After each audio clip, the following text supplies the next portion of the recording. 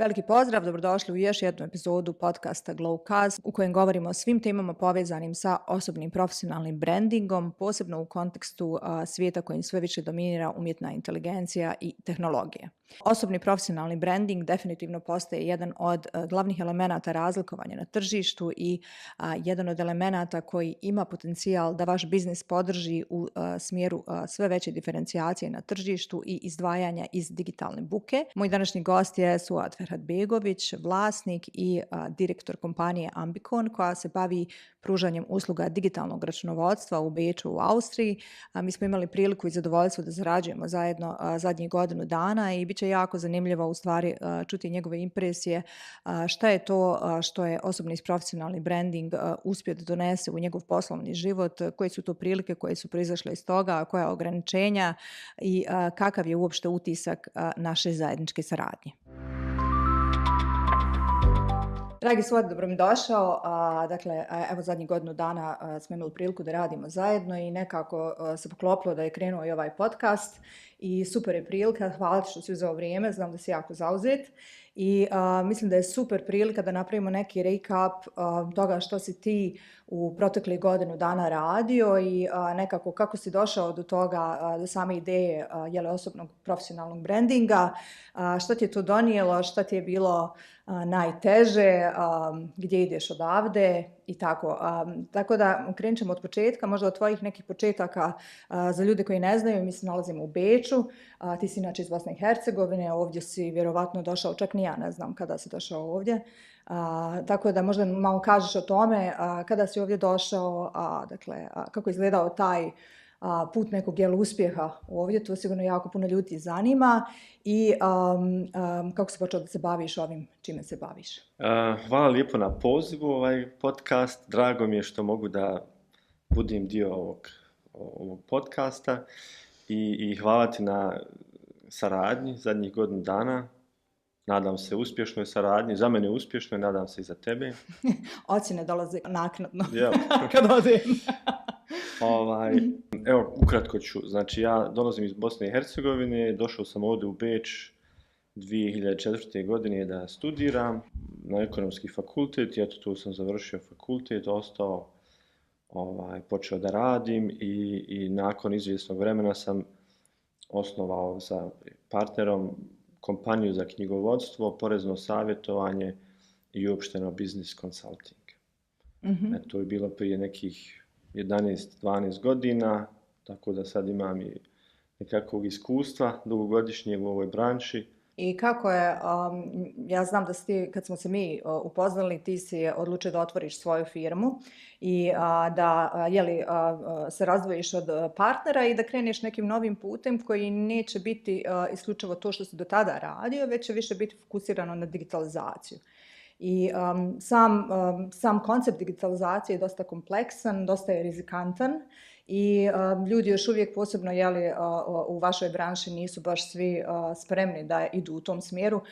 Koliko ti je teško bilo donijeti tu odluku i zašto si odlučio da ideš baš u tom smjeru, u smjeru digitalizacije, nečega što je možda i tebi nepoznato, s obzirom da nisi niti neki softveraš, ni ti si neko ko dolazi iz financijske djelatnosti.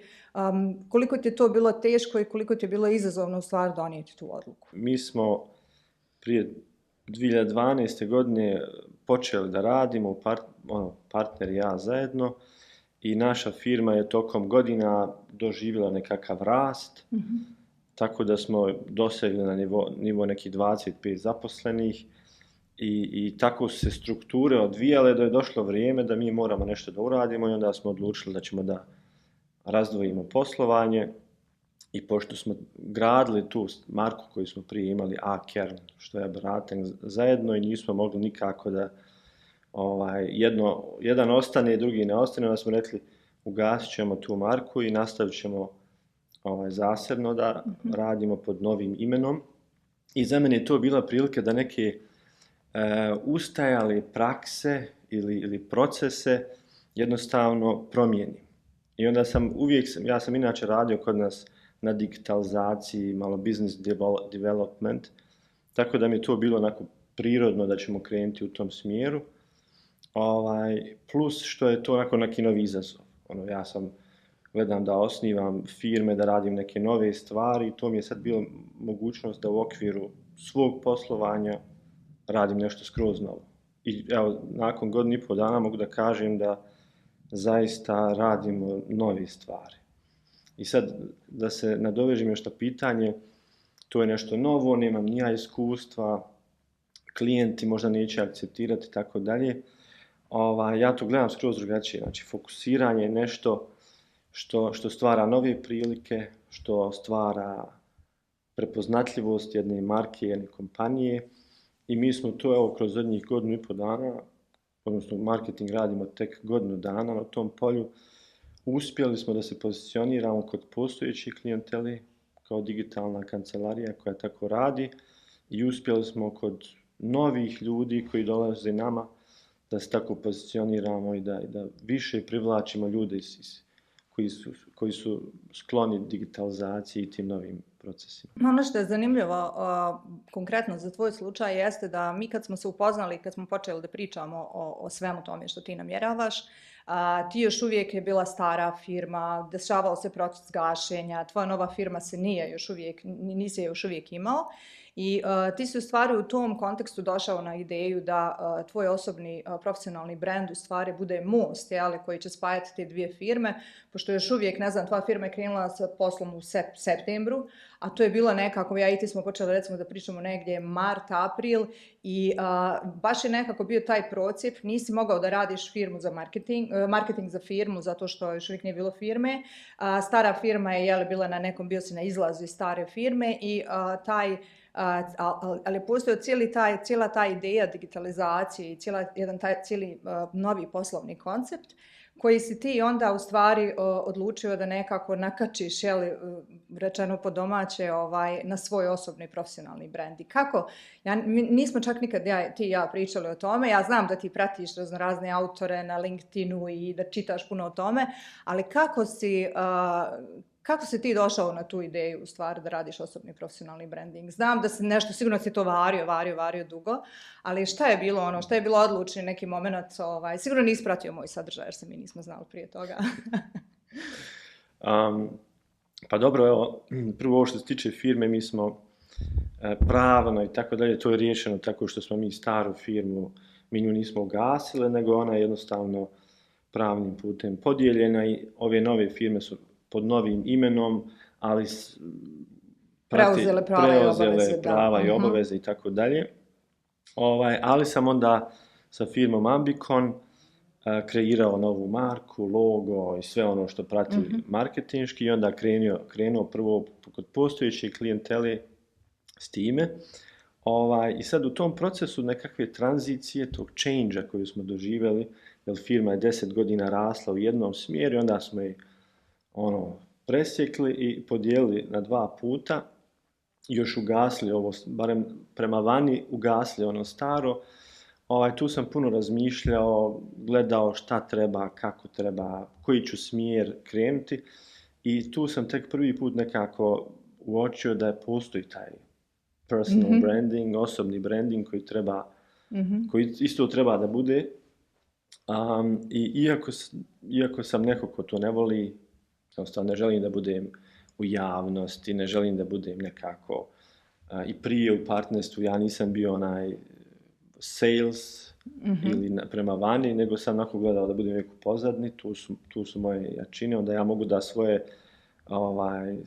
svoju snagu, svoje znanje, iskustvo da nekako bez da me neko sa strane gleda i posmatra, mogu da radim. Ovako kad je čovjek malo više izložen javnosti, onda mora da pazi šta radi, šta priča. Ali uglavnom sam primijetio da u poslovnom svijetu je veoma bitan taj personal branding i kao što je sad sa firmom se to desilo, evo ovo smo ugasili, pa ćemo sad imati ovu firmu, pa možda ćemo minus za 5-10 godina ugasiti, pa ćemo nešto drugo raditi. Ipak taj personal branding ostaje nekako dugotrajnija je, neka je tu spona i linija između... Ne možeš se razići od sebe. Bravo, ne mogu se razići od sebe.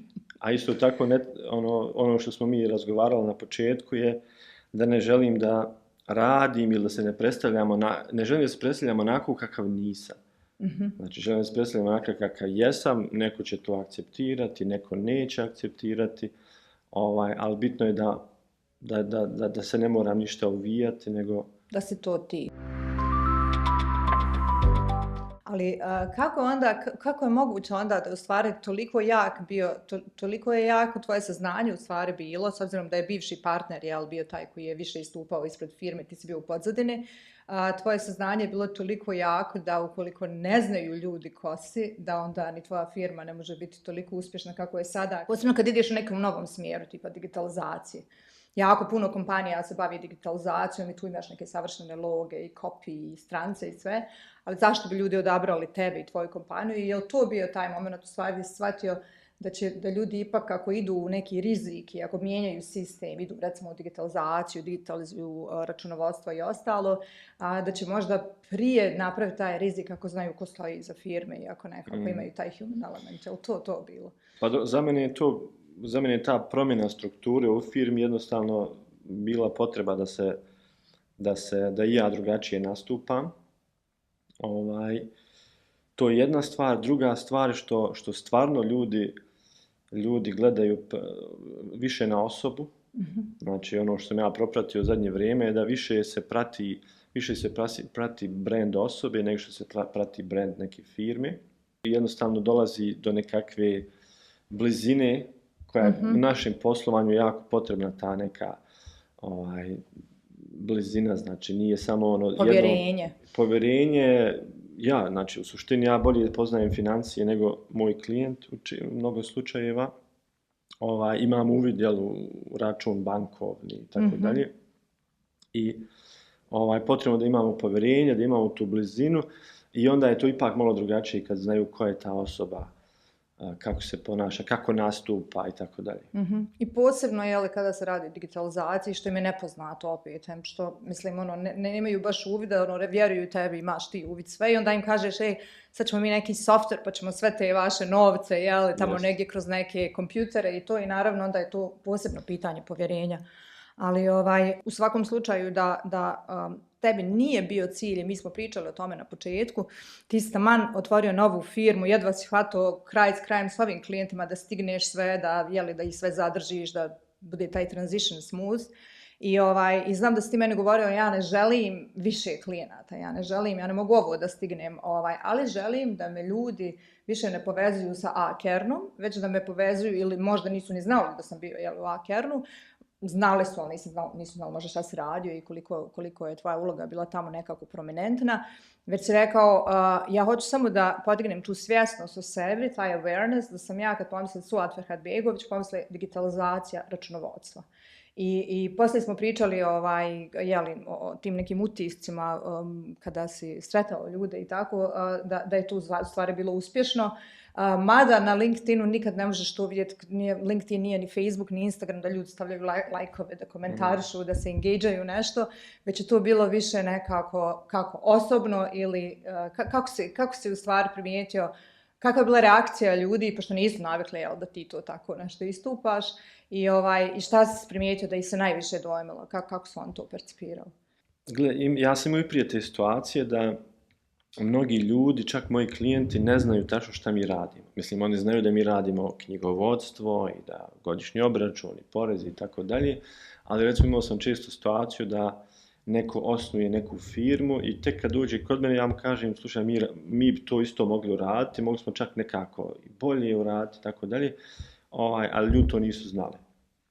I ono što se sad desilo kako smo mi počeli javno da nastupamo digital accounting, automatization u financijama, onda su mnogi oni koje ja poznajem, koji srećem maltene svakodnevno, koji nisu znali, onda pitaju me, pa kako to radite, pa šta je to, je skroz nešto cool.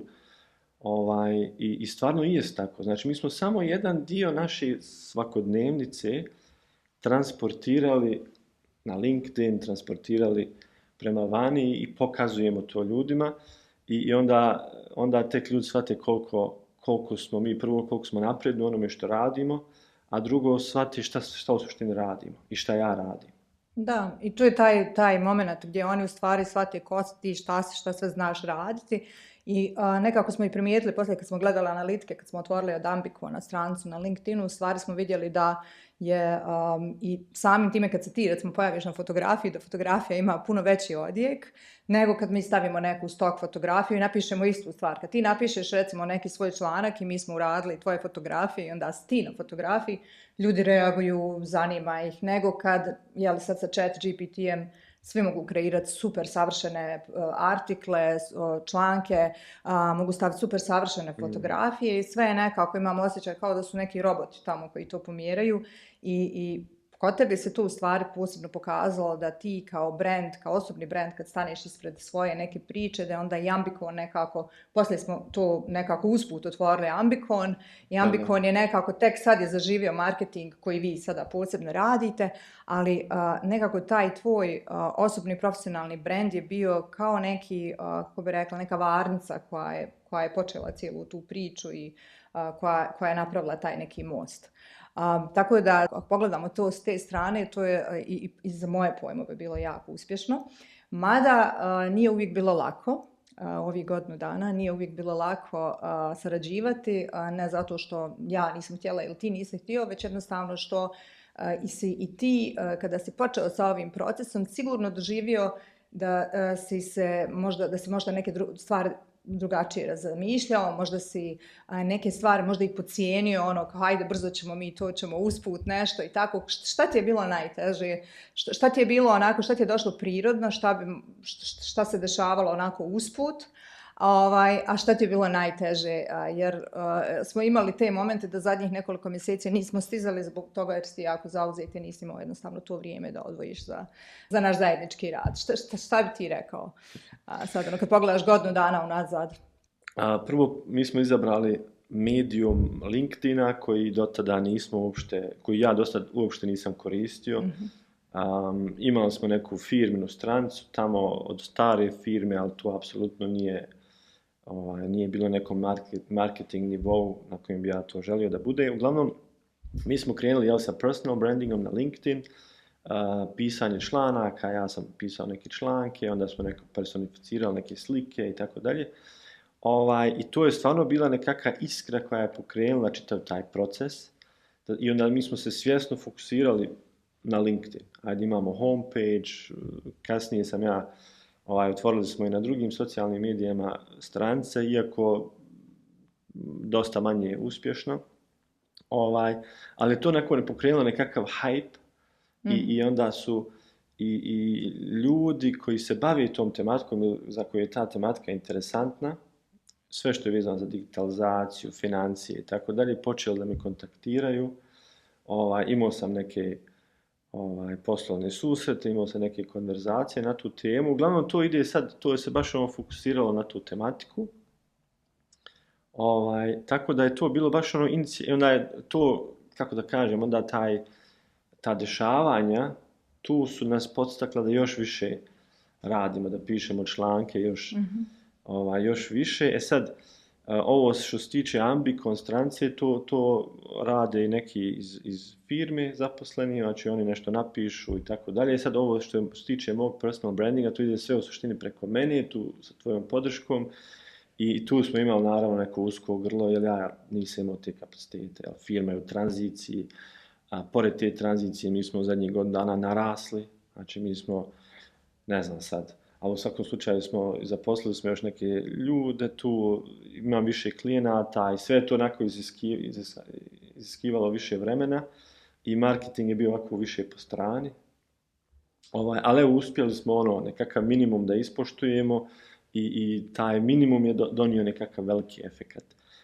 Da sam imao više vremena, bilo bi sigurno još bolje, ali evo, kao neki biznismen, ja uvijek moram da fokusiram i da stavljam fokus na ono što je najvažnije, sa nekakvom vizijom i da ganjamo tu viziju nekakvu, ali je u momentima fokus bio malo na marketingu, pa onda prebacio opet na klijenta, pa onda malo proces i struktura i ono što smo mi krenuli sa digitalizacijom, znači ono što stvarno pričamo, digitalno knjigovodstvo i tako dalje, mi to u našoj firmi apsolutno živimo.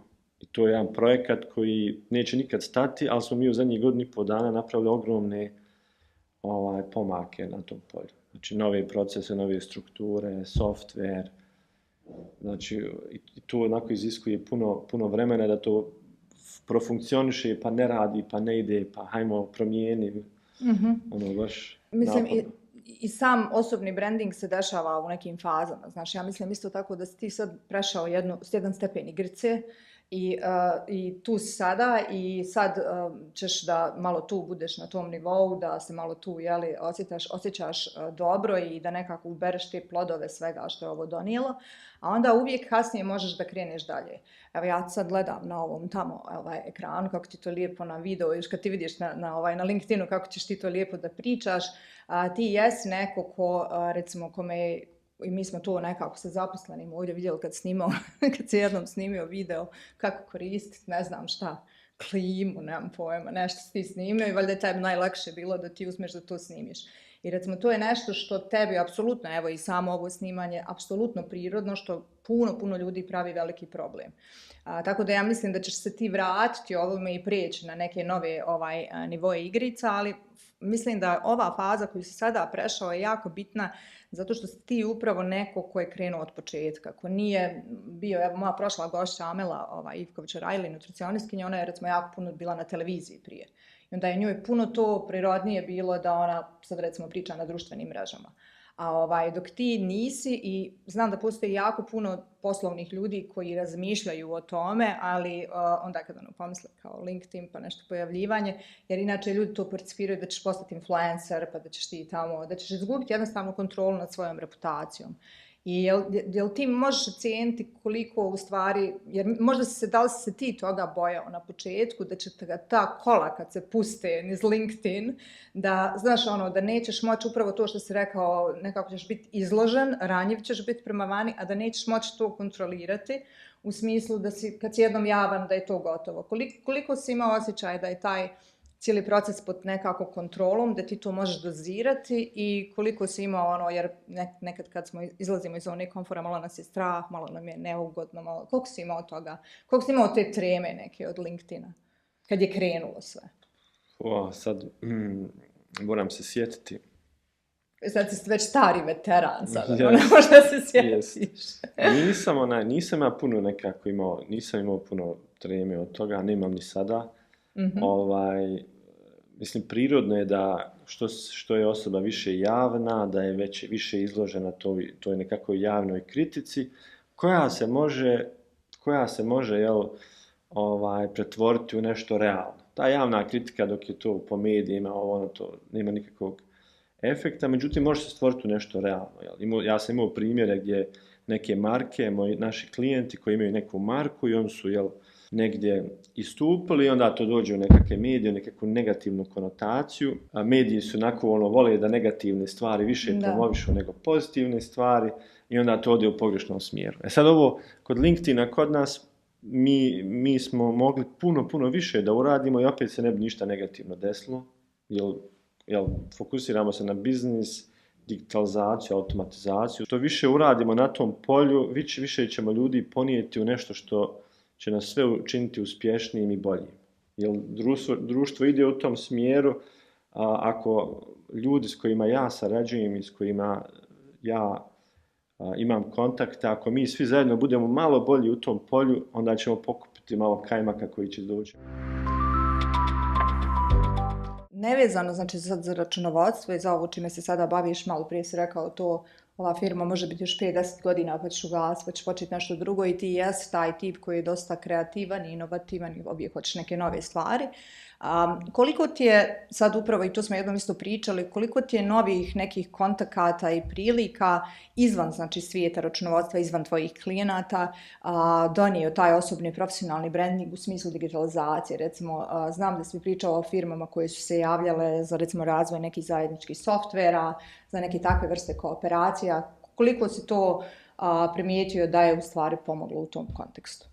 Na početku sam imao nekakvu viziju, kontaktirat će me klijenti koji hoće da radi digitalizaciju i tako dalje, međutim to se manje desilo. Desilo se i toga, ali dosta manje. Ono što se desilo, što smo kontaktirali neke partnerske organizacije, znači ljudi koji se bave recimo proizvodnjom softvera ili nekom platformama koje su vezane koje se mogu iskoristiti za računovodstvo, za bolju komunikaciju sa klijentima, znači firme s kojima mogu ući u nekakva partnerstva. Više smo takve firme kontaktirale i ono što je interesantno, što nikada ja ne bi došao u dodir s tim ljudima da nismo imali ovakav pristup prema vani. Znači od nekakvih, ova naša financijska ekonomija, da tako kažemo, ovdje koja se bavi računovodstvom, savjetovanjem i tako dalje, to je određeni broj ljudi i sad od tih svih ljudi te firme nađu možda 5% koga će kontaktirati, znači ono koje je onako aware na ovu tematiku. I tu mi je pomoglo definitivno do sada, ali evo to se i dalje dešava. Svaki dan ja dobijem nekakve upite, samo što sam ja tu dosta fokusiran i restriktivan, ne želim da ulazim u više projekata u isto vrijeme koji ne mogu iznijeti. Pa dobro, ali znaš šta je ovo što ti sad imaš na LinkedInu, to je kao tvoj digitalni CV, tvoja digitalna osobna karta i to ostaje, to je tamo neki tvoj portfolio i ljudi kad uđu na tvoj profil uvijek će moći sve to vidjeti i to nisu stvari koje su, nisi ti neka news company pa da moraš stalno to updateati, to je nešto što je evergreen. Tako da mislim da ćeš imati i nekako da taj brand, sad kažem, taj nivo igrice na kojem si sad tu ostaješ, nećemo te vraćati. Ono što je interesantno možda još da kažem je da nije samo važno što dobivam nekakve kontakte nove, nego i kad ulazim u neke razgovore sa ljudima, često se dešava da ljudi to pogledaju, da vide ko je ta osoba s kim pričam i onda tek dobiju onu pravu sliku. Znači. Jedno je priča, a drugo je u suštini kad vidim tamo, ako je u pitanju Ambicon, uđem na homepage i vidim, znači kod nas je to tako sve napravljeno da kad dođeš vidiš odmah s čime se bavimo i šta nam je fokus. Znači ne radimo svo živo knjigovodstvo na ovoj planeti, ne, to nam uopšte nije cilj, nego fokusirani smo na digitalno knjigovodstvo i na automatizaciju i procese koji će ubrzavati sve što je u knjigovodstvu. Ja sam to i najviše, kad pričam sa ljudima, najviše je to u stvari argument. Kad ti odeš prvi put na sastanak s nekim i sad ukoliko nemaš sve to, ti jednostavno moraš pričaš, ali moraš isto tako i da se predstaviš, pa da kažeš mi radimo to, pa da, ne znam, možda preneseš neke brošure sa sobom da pokažeš čime se baviš. A danas je to toliko jednostavno da ljudi odu samo na LinkedIn, vide tvoju firmu, čime se bavi i vide tebe u kontekstu firme gdje imaš recimo 90% nekih tih stručnih sadržaja, ali ne mora znaš da su svi vezani za računovodstvo. Znači ti imaš i neka druga interesovanja, pa će onda tamo vidjeti šta lajkaš, šta ti se sviđa, i tako da to stvori jednu kompletnu sliku. I evo jedno sad filozofsko pitanje, pričali smo jednom o tome i sad sam ti spomenula, ali ne sjećaš se ti, jednom si mi rekao da si u toku te saradnje i sad mi smo sarađivali i ti si rekao, u jednom momentu sam shvatio kao kad istekne sad ovo neću ja više to raditi, to je osobni branding, to ja neću, to nekako kao da si imao down proces i onda si mi rekao da si razgovarao s nekim koga ti smatraš jako mudrim, ne znam ko je to bio, vjerovatno neko iz tvoje vjerske zajednice ili nešto tako, nekako sam osjetila da je to bilo to i da ti taj neko rekao da kada praviš iduće korake u životu, da nekako kao u stvari, da ne možeš očekivati da ćeš ti biti isti. Kad hoćeš da promijeniš neke stvari u životu, napraviš iduće korake, da se i ti moraš promijeniti, da i ti u neki idući korak praviš. Jel se sjećaš toga? Jednom smo nešto filozofirali na tu temu, ja sam svo vrijeme imala u glavi, znači kad budem pravili podcast ili kad budem pravili neki intervju, pričat ćemo o tome, sad nadam se što se možeš sjetiti. Sjećam se toga. Da nam ispričaj to, šta je to bilo? Pa gledaj, mi smo krenuli sa personal branding prošle godine, znači u trenutku te nekakve tranzicije gdje sam ja tragao, pogotovo u marketingu za nekakvim novim metodama, novim stvarima i tu je došao taj osobni branding, mislim bilo je prilično jasno da to treba da se radi. Međutim, proces je bio onako prilično težak za mene, jer mi je uzimao vremena, znači nismo postigli onoliko koliko sam ja, odnosno nismo radili onoliko koliko sam ja mislio da mogu raditi, iako smo postigli nekakve dobre rezultate, ali mi je ipak uzelo puno vremena i onda sam nekada tražeći izgovor sebe, hej, kako mogu više stati, u suštini nam to nije ni potrebno, razumiješ, tiče mog biznisa sada i sljedećih 3 godine, to nam nije potrebno, ali evo, znači, biznis da bi funkcionisao dugotrajno, ja moram raditi na marketingu i na digitalizaciji, ono što puno radimo je recimo employer branding i ono što puno radimo je da obučavamo naše zaposlene, znači puno investiramo u obuku, tako da mi je došlo to nekakva down faza i ne trebam to više puno raditi, ni nam potrebno. I onda sam imao nekakve razgovore koji su govorili, hej, pa fokusiraj se, manje radi, ako eto marketing ti ne treba ili neke druge stvari koje ti ne trebaju, nemoj nove projekte raditi. Onda sam imao jedan onako ključni razgovor s nekim koji mi je rekao, hej, slušaj, u poslovnom životu moraš se odlučiti šta ćeš raditi i moraš se promijeniti. I moraš akceptirati te promjene, nisi ti više ona osoba od prije godinu, prije 2 godine, nek si nova osoba u suštini i moraš se gledati u toj novoj prilici. Razumiješ? Jer mi nekad živimo u prošlosti. Hoćemo da smo stari mi, a da je život oko nas nov. Bravo. Da. Ja, znači moramo se jednostavno okrenuti 360 stepeni, vidjeti gdje se mi tu u suštini nalazimo i početi djelovati u prilikama u kojim se nalazimo. Znaš, kako da to sad objasnim? Znači, da, dobro si ti to objasnio. Ja sam neki dan stao na trampolin od svoje djece, razumiješ, da skačem s djecom i skontuo sam da više ne mogu ja raditi salto i te stvari. Jednostavno ne može. Reality check. Jest. Da. Ali isto tako shvatiš dobro, možda u nekom fizičkom smislu ne možeš raditi neke stvari, ali onda shvatiš koliko si fleksibilniji u mentalnom smislu, znaš, neke stvari koje si mislio možda prije 10 godina, no way, kao, znaš, nekako nisi imao samopouzdanja, nisi imao zrelosti, nisi imao mudrosti, a sad, znaš, oko 40 je to već pa kao to je, i onda vidjet ćemo kako ćemo biti sa 50. Gledaj, to je sad posebno neka tematika, ali ono što treba čovjek da shvati i što evo ja nadam se da sam shvatio i još uvijek to ide dalje, neke negativne stvari koje se desile u životu i koje nas sada trenutno sprečavaju da idemo naprijed. S tim se moramo pozabaviti i to treba ili maknuti od sebe ili naći rješenje kako da se to izađe na kraj, ali neke pozitivne stvari koje su danas drugačije, treba ih jednostavno koristiti i treba djelovati u skladu kako je sada. Mislim, sad neki primjer da navedem, evo mogu navesti primjer, znači mi smo kroz ovu tranziciju zadnjih 1.5 pa čak i 2 godine dana, što tiče firme, doživjeli dosta nekakvih problema, negativnih situacija i tako dalje, znači puno je se stvari odvijalo za koje prije 2 godine nisam mogao ni sanjati da će se desiti, a kamoli da ćemo preživjeti to. Znači, dešavalo se u poslovnom smislu stvari koje su onako katastrofalne. Mi smo sve to prošli, preživjeli, sad smo dosta jači i sad kad imam nekako na vidiku da će se nešto slično desiti, uopšte nemam problem s tim. Znam da ćemo to ko šale odraditi. Tako da, prepoznajemo, ja sad pričam kao ja i kao firma, prepoznajem da neki problemi koji dolaze, a doće sigurno, da ih možemo lako prevazići.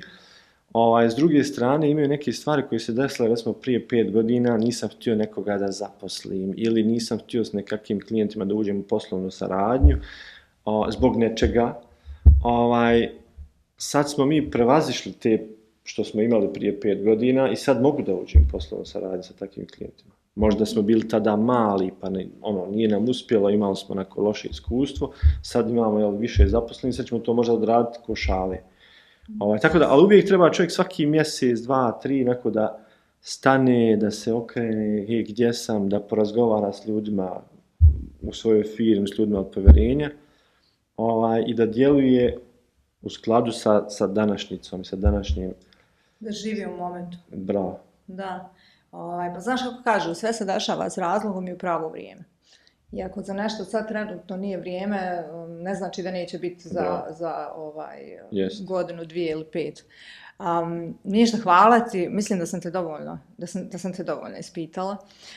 Za kraj ćeš nam još predložiti jednu knjigu Ja znam da ti slušaš audio knjige, ja imam isto jednu za tebe koju ću da ti poklonim. Jel? Da, imam jednu, mislim da će se svidjeti, ali evo, daj nam ti predloži neku knjigu.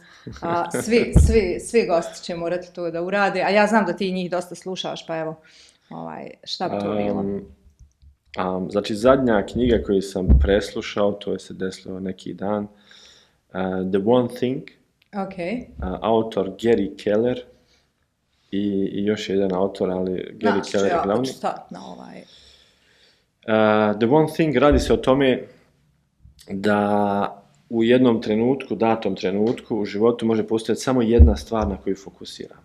Mm-hmm. Znači imamo jednu stvar kao kad neki plan pravimo, viziju, imamo jednu stvar koju vizualiziramo i fokusiramo, pa onda pravimo nekakav plan godišnji, mjesečni, sedmični, pa i dnevni.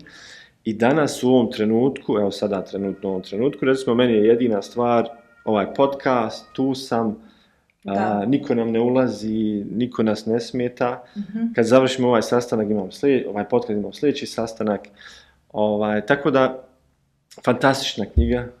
Znači, fantastična knjiga. Inače, čitam dosta u literaturu, znači, personal development. Sve su to ljudi nekakvi iz biznisa, nekakvi uspješni ljudi. Većinom čitam nekakve bestsellere. Mm-hmm. Iako sam i tu restriktivan, čim me počne malo nešto nervirati, neka tematika, odmah to gasimo. Ili ako neko ima onaj annoying glas kad čita. Yes. Ali onda nađe, mogu na engleskom da uzmem ili na njemačkom, tako da i to ok. Koristim većinom Audible, čitavu knjigu, ili ako nema vremena, onda ima ovaj Blinkist, gdje imamo knjiga 15-20 minuta sažeta. Ako mi se svidi, onda kupim knjigu pa čitam. Ono što nema skoro nikako vremena je stvarno da navečer sjedem i da čitam, jer to vrijeme navečer pokušavam da koristimo sa porodicom, smo zajedno, da...